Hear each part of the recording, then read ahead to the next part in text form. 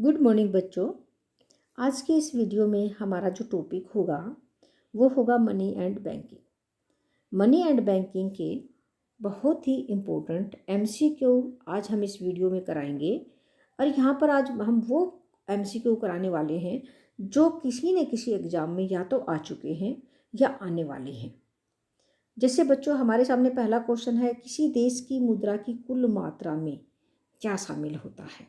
सिक्के, B option है bill, सी currency और मांग, और डी है सोना तथा नोट। प्यारे बच्चों यहाँ पर हमारा जो सही ऑप्शन है वो है सी करेंसी और बैंक जमा। क्योंकि देखो करेंसी के अंदर नोट और सिक्के होते हैं और बैंक जमा, यानी कि ये सही ऑप्शन है। नेक्स्ट क्वेश्चन है, भारतीय रुपया क्या है? प्रमाणिक सिक्के, सांकेतिक सिक्के, सी ऑप्शन है प्रमाणिक तथा सांकेतिक सिक्के, और डी ऑप्शन है इनमें से कोई नहीं। तो प्यारे बच्चों हमारा जो बिल्कुल सही जो ऑप्शन है वो सी है, क्योंकि वो प्रमाणिक भी है भारतीय सिक्का और या रुपया, और सांकेतिक भी है। जो भारतीय रुपया है वो प्रमाणिक भी है और सांकेतिक सिक्के भी हैं। तो हमारा सही ऑप्शन हो गया सी। नेक्स्ट क्वेश्चन है, भारत में करेंसी नोट विधि मान्य मुद्रा है, असीमित विधि मान्य मुद्रा है, प्रादिष्ट मुद्रा है या उपयुक्त सभी? तो प्यारे बच्चों यहाँ पर हमारा जो सही ऑप्शन है वो बिल्कुल ठीक है डी, क्योंकि विधि मान्य मुद्रा भी है। भारतीय रुपया विधि के अनुसार मान्यता प्राप्त है, कानून के अनुसार इसको मान्यता प्राप्त है, और असीमित विधि मान्य भी है। जो नोट हैं, कागज़ के जो नोट हैं वो असीमित मात्रा में हम उनका प्रयोग कर सकते हैं, इसीलिए असीमित विधि मान्य मुद्रा भी है और प्रादिष्ट मुद्रा भी है। इस प्रकार से हमारा जो सही ऑप्शन है वो डी है। नेक्स्ट है, निम्नलिखित में से मुद्रा का गौण कार्य कौन सा नहीं है? देखो यहाँ पर हमने किस चीज़ पर फोकस डालना है, कौन सा नहीं है। तो पहला ऑप्शन है स्थगित भुगतानों का मान, ये तो भाई गौण कार्य है। सेकंड है मूल्य का मापदंड, हाँ ये गौण कार्य नहीं है। सी है मूल्य का संचय, ये भी गौण कार्य है। डी है मूल्य का हस्तांतरण, ये भी गौण कार्य है। तो हमारा जो सही ऑप्शन है वो है बी, मूल्य का मापदंड। देखो बच्चों जो प्राथमिक कार्य है मुद्रा के वो क्या है? विनिमय का माध्यम और मूल्य का माप, ये दो बिल्कुल रट लो। और तीन है गौण कार्य, स्थगित भुगतानों का मान, मूल्य का संचय और मूल्य का हस्तांतरण। तो हमारा यहाँ पर भाई गौण कार्य कौन सा नहीं है, वो है बी ऑप्शन। नेक्स्ट क्वेश्चन हमारा है, निम्नलिखित में से कौन सी निकट मुद्रा है? निकट मुद्रा देखिए, समय जमा, विनिमय पत्र, ट्रेजरी बिल और ये सभी। तो यहाँ पर ये बिल्कुल सही ऑप्शन है डी, जो कि ये सभी हैं, ये सभी निकट मुद्रा हैं। नेक्स्ट क्वेश्चन है, भारत में 1 रुपये का नोट कौन जारी करता है? भारतीय रिजर्व बैंक, भारत सरकार, बिल्कुल ठीक ऑप्शन है। सी है व्यापारिक बैंक और डी है हरियाणा सरकार। तो प्यारे बच्चों यहाँ पर हमारा जो सही ऑप्शन है वो भारत सरकार है, क्योंकि भारत सरकार 1 रुपये का नोट जारी करती है, और 1 रुपये से ज़्यादा के जितने भी नोट हैं उन सबको RBI जारी करता है। नेक्स्ट क्वेश्चन हमारा है, भारत में जारी करेंसी क्या है? अपरिवर्तनशील है, परिवर्तनशील है या दोनों है, इनमें से कोई नहीं। प्यारे बच्चों हमारा सही ऑप्शन होगा ए, क्योंकि अपरिवर्तनीय है भारतीय करेंसी। इसका क्या मतलब है अपरिवर्तनीय का? यानी कि जारी करने वाला प्राधिकरण यानी कि RBI, जिसने करेंसी जो जारी करता है ये उसे सोने में परिवर्तित नहीं कर सकता, यानी कि नोटों के बदले में सोना हमें नहीं दे सकता, इसलिए अपरिवर्तनीय है। नेक्स्ट क्वेश्चन है, मुद्रा जारी करने का अधिकार किस बैंक को है? बच्चों मुद्रा जारी करने का अधिकार यहाँ पर हम 4 ऑप्शन देखते हैं, केंद्रीय बैंक, व्यापारिक बैंक, सहकारी बैंक और उपयुक्त में से कोई नहीं। यहाँ पर हमारा जो सही ऑप्शन है वो ए है, केंद्रीय बैंक, क्योंकि केवल एकमात्र जो अधिकार है मुद्रा जारी करने का केवल एक बैंक को है, जो सभी बैंकों का बैंक है, और वो है केंद्रीय बैंक यानी कि RBI। नेक्स्ट क्वेश्चन है, मुद्रा का प्राथमिक कार्य है विनिमय का माध्यम, मूल्य की इकाई या मूल्य का माप। सी ऑप्शन है ए और बी दोनों, और डी है मूल्य का हस्तांतरण। प्यारे बच्चों यहाँ पर सही जो ऑप्शन है वो सी है, क्योंकि ये दोनों ही प्राथमिक कार्य हैं, और ये जो डी ऑप्शन है ना ये तो गौण कार्य है, इसलिए हमारा सही ऑप्शन हो गया सी। नेक्स्ट है, निम्नलिखित में से बैंकों का प्राथमिक कार्य कौन सा है? वो मुद्रा के कार्य थे, अब ये बैंकों के कार्य अर्थात व्यापारिक बैंकों का प्राथमिक कार्य है। देखो बच्चों यहाँ पर ए ऑप्शन एजेंट की तरह कार्य करना, बी है लॉकर की सुविधाएं उपलब्ध कराना, सी है संदर्भ पत्र जारी करना और डी है जमा स्वीकार करना। ये बिल्कुल सही ऑप्शन है डी, क्योंकि व्यापारिक बैंकों का जो प्राथमिक कार्य है वो जमा स्वीकार करना और उधार देना, यानी कि पहला जो कार्य है जमा स्वीकार करना है, तो प्राथमिक कार्य है, तो ये सही ऑप्शन है डी। नेक्स्ट है, यदि साख गुणक का मूल्य 10% है और व्यावसायिक बैंकों के पास 1000 करोड़ रुपए हैं, तो अर्थव्यवस्था में साख का निर्माण कितना होगा? ये बिल्कुल आसान है, क्योंकि जो साख गुणक है, साख जो गुणक है, हम यहाँ पर उसका फार्मूला लिख लेते हैं। साख गुणक हमारे पास 10 है और नकद जमा जो है उसको हम नीचे लिखेंगे 1000 है, यहाँ हमने लिखा 1000 और ये होती है मांग जमा और नीचे होती है नकद जमा, ये मांग जमा है, यानी कि साख का विस्तार, साख का निर्माण, मांग जमा कितनी होगी। तो यहाँ हमने देखा, तो ये 1000 यहाँ क्रॉस मल्टीप्लाई हम जब करेंगे तो 1000 गुणा में 10 यानी कि 10,000। यहाँ पर हम ऑप्शन देखेंगे, पहला ऑप्शन है 1000 है, दूसरा है 10,000 है, तो दूसरा ऑप्शन हमारा बिल्कुल ठीक है। सी है 100 करोड़ और डी है 11,000 करोड़। तो यहाँ पर बिल्कुल सही ऑप्शन हो गया हमारा 10,000 करोड़। इस प्रकार से हम इसको निकालेंगे। नेक्स्ट, बैंक ऑफ इंग्लैंड की स्थापना कब हुई? ए ऑप्शन 1694, बी 1668, सी 1774 और सी डी है 1784। तो यहाँ पर ये जो 1694 है ये बिल्कुल सही ऑप्शन है, क्योंकि बैंक ऑफ इंग्लैंड है, जो भी आरबीआई है, यानी कि जो भी केंद्रीय बैंक है, उन सब की जननी कहा जाता है। बैंकों की जननी, यानी कि केंद्रीय बैंक की जो जननी है, केंद्रीय बैंक जो आरबीआई है उसकी जो जननी है वो कौन है? वो बैंक ऑफ इंग्लैंड है। तो यहाँ पर 1694 नंबर बिल्कुल ठीक है। नेक्स्ट क्वेश्चन है, भारतीय रिजर्व बैंक की स्थापना किस वर्ष में हुई थी?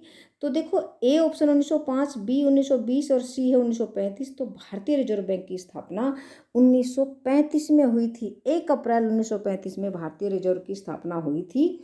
भारतीय रिजर्व बैंक अधिनियम 1934 के अनुसार 1 अप्रैल 1935 को इसकी स्थापना हुई और 1 जनवरी 1949 में भारतीय रिजर्व बैंक का राष्ट्रीयकरण किया गया था।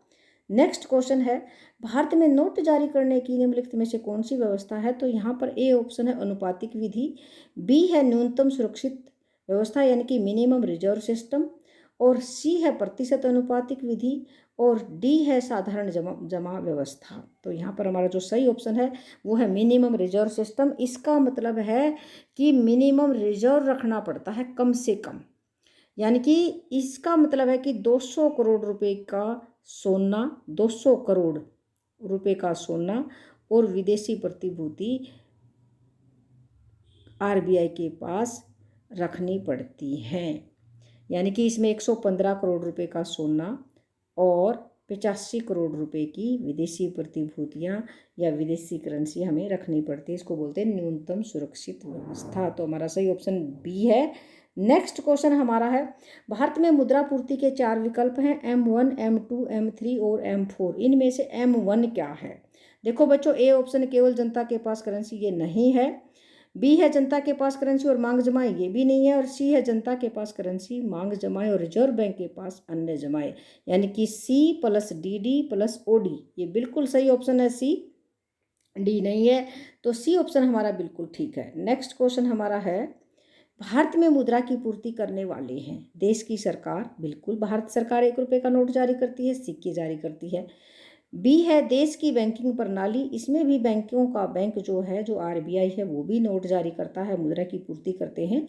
तो हमारा सही ऑप्शन होगा सी, दोनों ए और बी बिल्कुल ठीक है ये। नेक्स्ट क्वेश्चन हमारा है, एटीएम का पूर्ण रूप लिखें। ये बहुत इंपॉर्टेंट क्वेश्चन है, बार बार पेपर में पूछा जाता है और बच्चे बार बार गलती करते हैं, क्योंकि यहाँ पर ए ऑप्शन है ऑटोमेटेड टेलर मशीन, बी है ऑटोमेटिक, ये ऑटोमेटिक लिखना था, मैंटिक लिख दिया, गलती से मिस्टेक होगी, प्रिंटिंग टेलर मशीन, और सी है ऑल टाइम मनी, और डी है इनमें से कोई नहीं। तो यहाँ पर सही ऑप्शन है ऑटोमेटेड।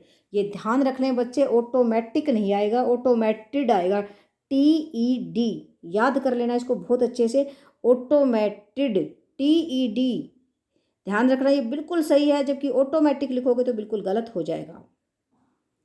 साख गुणक का सूत्र लिखें। नेक्स्ट क्वेश्चन हमारा है, तो साख गुणक का जो सूत्र है 1/CRR, यानी कि ए ऑप्शन बिल्कुल ठीक है। बी ऑप्शन है 1/SLR, ये गलत है। सी दोनों ये भी गलत है, इनमें से कोई नहीं। तो हमारा सही ऑप्शन है 1/CRR, यानी कि कैश रिजर्व रेशो। 19वां क्वेश्चन है भारतीय रुपये का चिन्ह आर यानी कि ये इस प्रकार से किसने बनाया? तो ये बनाया था, ए ऑप्शन है डॉक्टर उदय शंकर, ये गलत है। बी डॉक्टर रघुराम राजन, ये भी गलत है। और सी ऑप्शन सही है, डी उदय कुमार।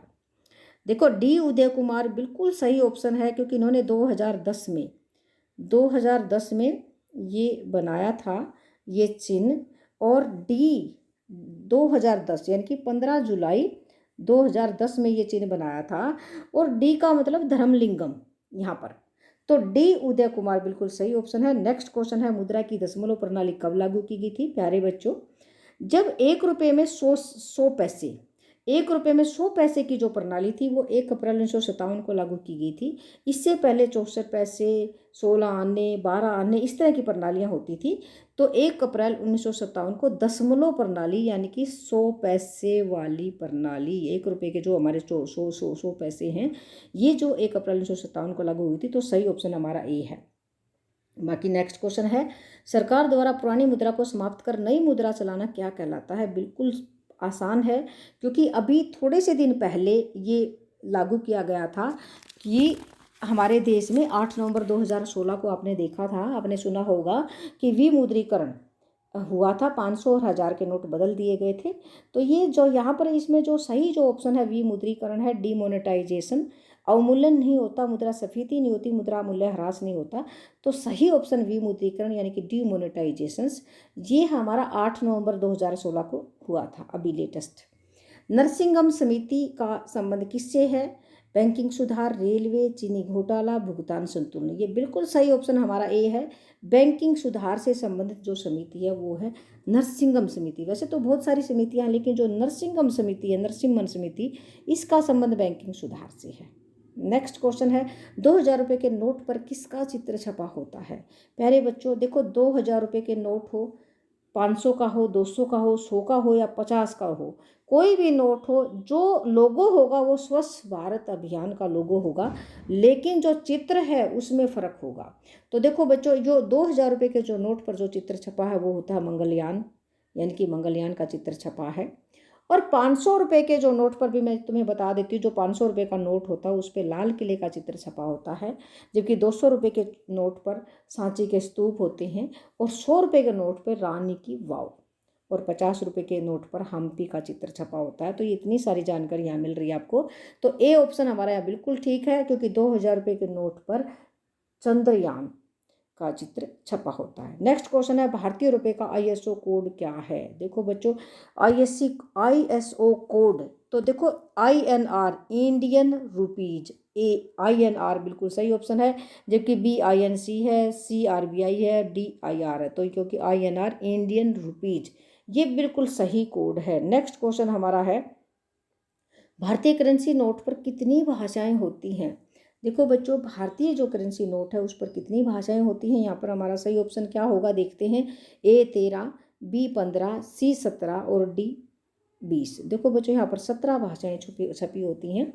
जब भी आप किसी भी नोट को देखोगे तो उसमें देखेंगे बहुत सारी 15 भाषाएं अलग होती हैं, और 16वीं भाषा हिंदी और 17वीं भाषा इंग्लिश लिखी होती है। तो यहाँ पर है ना 17 भाषाएं छपी होती हैं भारतीय करेंसी नोट पर।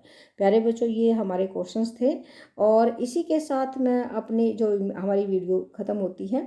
तो मैं उम्मीद करती हूँ कि आपको अच्छे से समझ में आएगी वीडियो। इसी के साथ धन्यवाद।